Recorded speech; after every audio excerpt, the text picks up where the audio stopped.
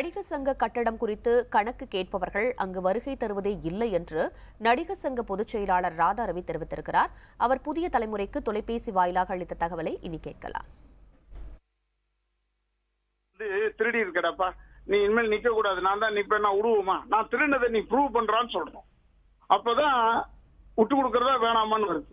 Sir எங்களுக்கு interest இருக்கு sir, இந்த தடவை நாங்க அண்டர்டேக் பண்ணி பண்றோம் சார் சொன்னா முடிஞ்சு போச்சு கதை.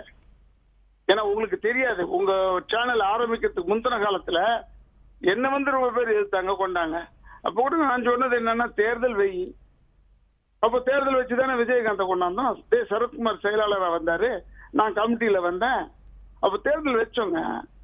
ஆனா இந்த இப்ப ஞாயிற்றுக்கிழமைன்னு சொல்றாங்க, தேர்தல் ஏதோ சனிக்கிழமை ஆளுங்களால வர முடியாதுன்னு. அவங்களுக்கு தெரியல, இல்ல வந்ததே கிடையாது, தேர்தலுக்கு தான் ஃபர்ஸ்ட் டைம் வராங்க. இப்ப தெரிஞ்சுக்குவாங்க. ஓஹோ, ஏன்னா வெளியூர்காரங்களுக்கு போஸ்டல் ஓட்டு அலவுடுன்னு சட்டத்திலேயே இருக்கு.